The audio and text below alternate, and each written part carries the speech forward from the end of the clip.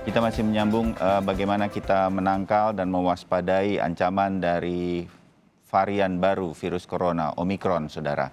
Masih bersama Prof. Chandra Yoga Ditama, mantan Direktur WHO Asia Tenggara, ada Pak Profesor I Gusti Ngurah Kadek Mardika, pakar virolog dari Universitas Udayana Bali, dan juga ada Prof. Zubairi Jurban dari Satgas COVID-19 PBID, Ikatan Dokter Indonesia.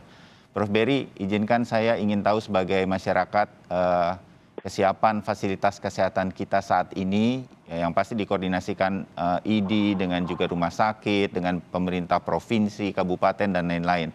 Apakah kita siap pasca libur Nataru yang mungkin juga tetap terjadi mobilitas, walaupun mudah-mudahan tidak besar begitu, dan juga dengan kemungkinan hadirnya Omikron di Indonesia. Prof. Beri, silakan. Ya, terima kasih.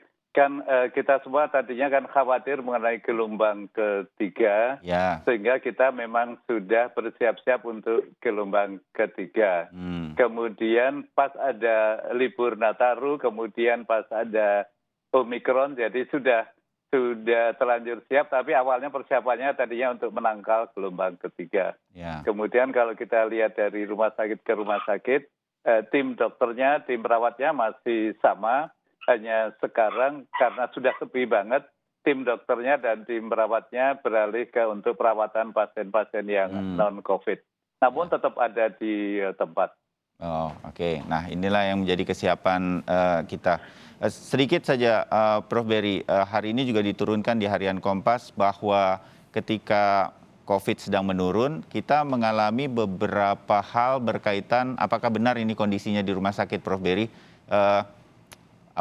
Kasus-kasus sakit ya seperti demam berdarah sekarang sedang naik.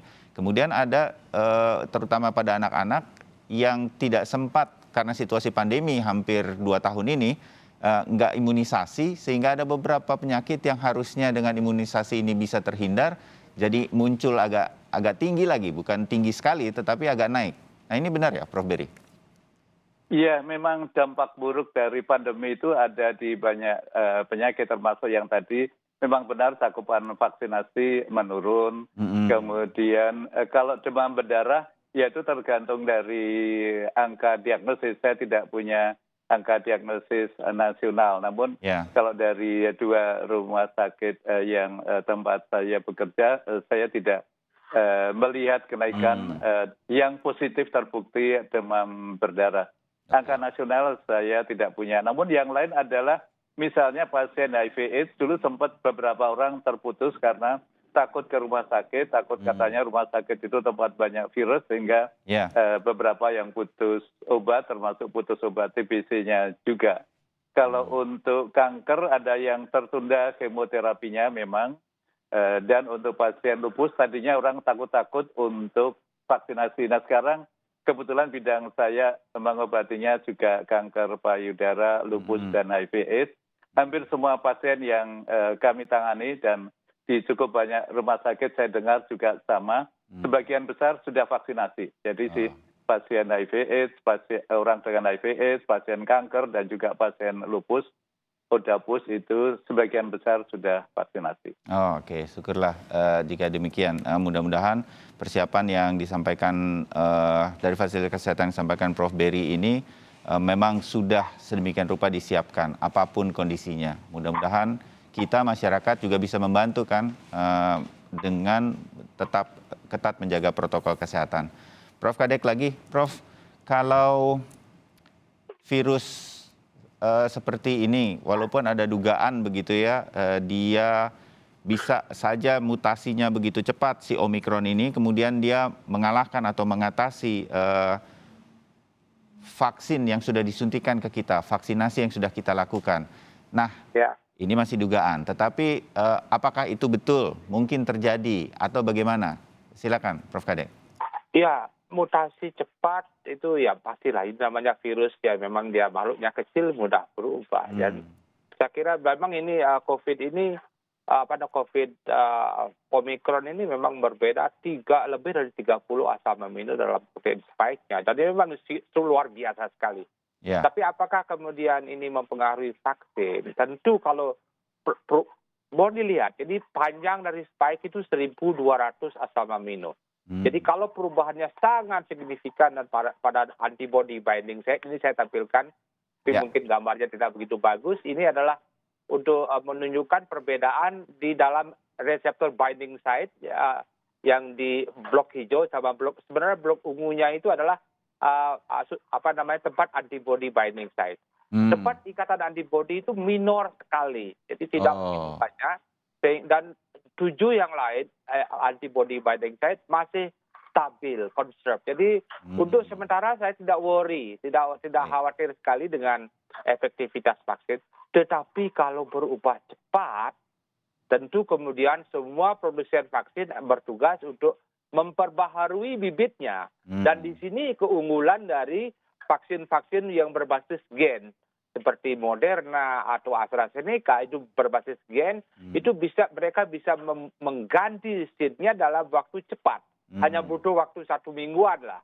Sementara untuk Sinovac, Sinopharm dia perlu lagi memilih virus-virusnya yang cocok untuk dijadikan bibit, terutama adalah yang hasilnya bagus di lab. Sehingga di sana keuntungan vaksin berbasis gen. Tapi jangan khawatir Bang Bayu, kayak vaksin tradisional Sinovac misalnya, ya kandungannya tidak hanya spike, ada serep, ada protein nukleoprotein, ada protein matriks, ada protein envelope sebagai serep. Kalau spike-nya berubah, yang lain masih akan berfungsi untuk memberikan perlindungan yang memadai. Saya kira ada plus minus lah. Jadi untuk itu sekali lagi, kalau memang berubah cepat, tugas produsen vaksin, tugas ilmuwan untuk mencari lagi bibit baru yang sesuai.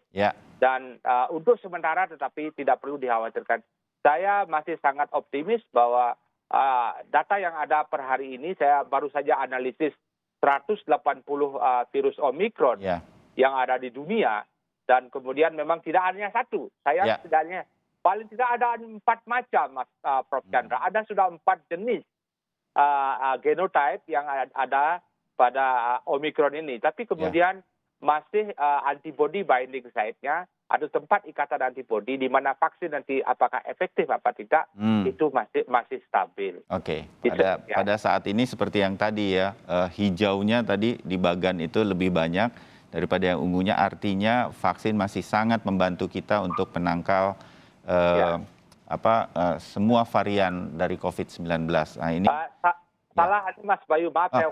Silakan. Kabar tadi itu hanya untuk menunjukkan reseptor binding site yang menunjukkan Omikron berubah drastis dibandingkan dengan varian yang lain. Dan sementara yang ungu di sebelah kiri itu Omikron juga berubah, tapi hanya minor. Bayangkan hanya 2 asam amino dari 20 atau 25. Jadi sangat minor. Tidak perlu dikhawatirkan. Baik, dengan demikian kita jadi terbayang bahwa Omikron ini so far masih dalam bayangan bahwa kemudian ini masih kita harus meningkatkan kewaspadaan saja, jangan terlalu panik, kira-kira begitu. Saya ke Prof. Prof Chandra pun begitu nih. Saya bicara lagi soal Indonesia ya, Prof Chandra. Negara-negara lain kan sekarang sudah alert begitu. Makin dekat nih negara-negara yang kemudian mengumumkan, kami sudah ada Omikron, kami sudah ada Australia begitu. Nah, hal semacam ini apa yang kemudian kita harus tingkatkan di dalam negeri, termasuk juga untuk masyarakat begitu, Prof Chandra, sehingga kemudian terutama juga maksud saya dari pemerintah agar situasi yang sudah makin dekat ini pun begitu kita masih tetap siap dan tingkat alert atau waspadanya juga tetap tinggi, Prof Chandra. Ya, sebelum itu kalau boleh saya sampaikan sedikit soal kenapa disampaikan VOC oleh seperti tadi Mas Bayu sampaikan. Jadi kan kalau lihat varian Delta itu ditemukan pada bulan Oktober 2020 dan pada bulan Mei 2021 baru dinyatakan sebagai VOC. Jadi butuh waktu 7 bulan antara varian ditemukan sampai dinyatakan sebagai VOC. Sementara yang ini, varian Omikron ini ditemukan 9 November 2021 dan 26 November 2021, 17 hari kemudian sudah dinyatakan sebagai VOC. Jadi ini memang ada hal yang berbeda di situ. Itu pertama. Yang kedua tentu saja seperti tadi sudah kita bahas, memang jumlah mutasi yang ada banyak, walaupun tentu saja seperti Pak Prof Karik sampaikan, mutasi yang banyak ini belum tentu itu buruk, karena itu ada penilaian lebih lanjut. Dan kalau biasanya kita menilai terhadap 5 poin kan, sekarang dinilai terhadap 6 poin. 1, dampak terhadap penularan. Dan itu yang antara lain karena ada peningkatan di Afrika Selatan, kemudian sekarang sudah di 5 benua, walaupun kecepatannya tidak cepat-cepat banget begitu. Yang kedua, kalau berat ringan penyakit juga masih ada dua pendapat, karena ternyata kasus di Afrika Selatan itu ringan-ringan, tapi kan katanya kasus di Afrika Selatan itu lebih pada orang muda gitu ya. Jarang yang pada lansia kayak saya atau Prof. Zubairi begitu. Jadi itu mungkin saya juga seperti Pak. itu. Oh, Prof. Kadek juga katanya. Dia mau Saya lansia juga. Terus yang ketiga, dampak terhadap vaksin tadi sudah dibicarakan, kita sedang tunggu hasil penelitian bagaimana. Yang keempat, kemungkinan reinfeksi, saya kira dalam statement WHO pertama pada tanggal 26 November sudah disebutkan kemungkinan reinfeksi itu memang lebih besar, walaupun masih juga butuh penelitian. Dan yang kelima, dampak terhadap diagnosis, apakah PCR atau rapid antigen. Saya kira baru kemarin sudah ada lagi review tentang itu, ada delesi Gen S, ini Prof. Kadek bisa jelaskan lebih lanjut, tapi sekarang ditambahkan satu lagi analisanya terhadap kemungkinan terapi. Kita tahu pada tanggal 24 November WHO baru mengeluarkan pedoman baru tentang terapi dan isinya pada dasarnya adalah koktail antibody dan juga tentang interleukin 6 reseptor itu untuk menangani cytokine storm. Ya. Tapi jadi ini, itu satu yang ingin saya sampaikan sebelum menjawab Pak Bayu. Kemudian yang kedua saya ingin menambahkan yang Prof. Zubairi, pertanyaan ke Prof. Zubairi tentang penyakit lain. Ya. Pada waktu saya di WHO, kita waktu itu rapat dengan beberapa pimpinan negara untuk mengurusi COVID-1. Sebulan kemudian rapat lagi ngurusin COVID lagi.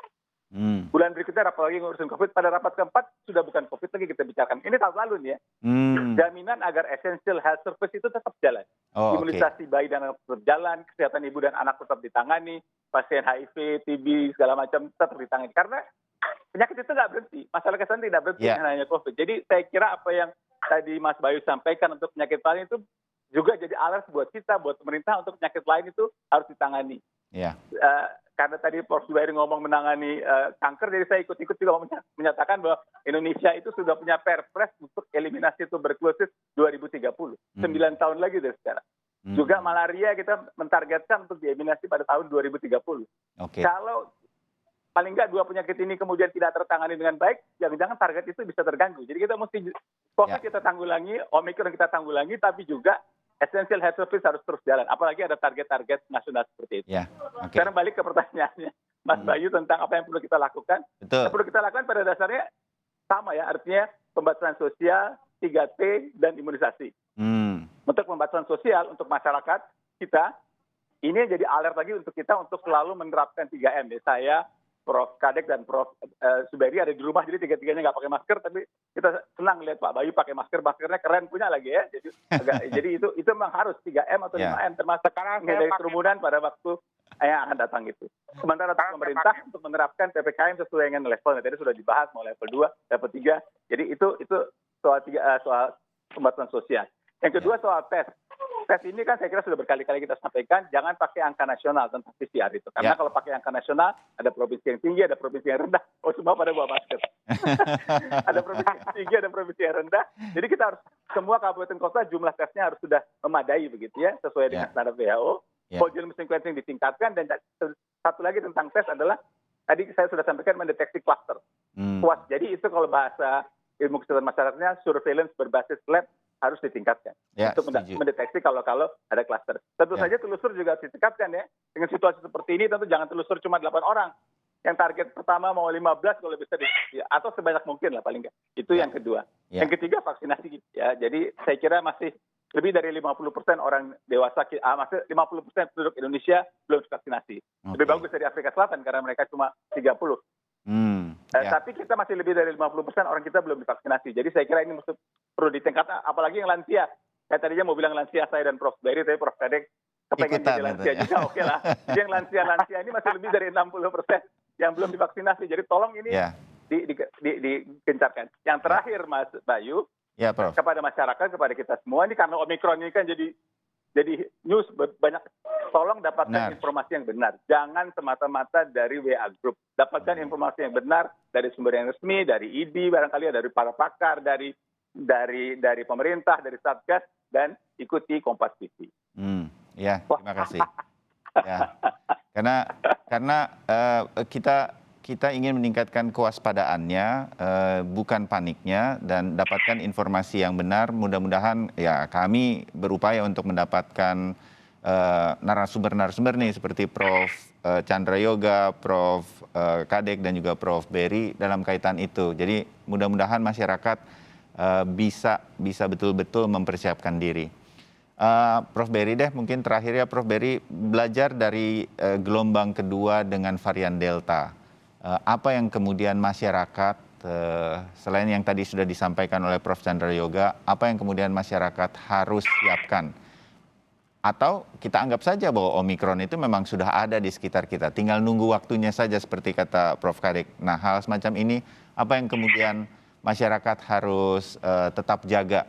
Kita mau ada libur Natal Tahun Baru dan juga persiapan-persiapan apa berkaitan dengan situasi setelah atau pasca dari libur Natal Tahun Baru nanti. Prof. Berry, silakan. Iya.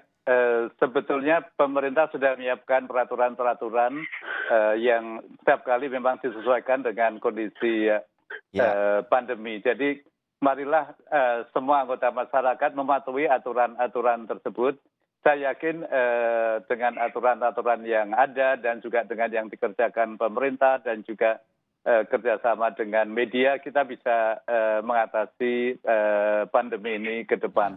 Jadi tolong diingat tanggal 24 Desember sampai tanggal 2 itu pemerintah telah memberikan 10 aturan yang tolong dipatuhi. Mungkin ada baiknya saya bacakan sambil mengingatkan kita semua. Silakan. Jadi dilarang pesta kembang api, pawai, ara-araan. Dilarang pulang kampung dengan tujuan tidak mendesak. Dilarang bepergian selama Natal dan Tahun Baru. Fasilitas umum seperti alun-alun dan lapangan terbuka wajib ditutup. Pemerintah memperketat aturan perjalanan naik transportasi umum.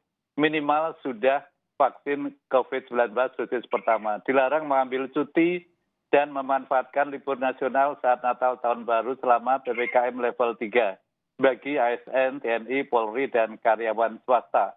Ya, artinya hampir semua. Selama PPKM level 3, tempat ibadah hanya boleh digunakan untuk kegiatan keagamaan dengan kapasitas maksimal 50%. Juga bioskop 50%, juga pengunjung tempat makan, minum, restoran juga maksimal terisi 50%. Dan yang terakhir, pusat perbelanjaan hanya boleh beroperasi hingga pukul 9 malam, pengunjung maksimal 50%. Artinya kalau perlu rencana 24 Desember itu kalau memang ada kenaikan angka ya dimajukan saja.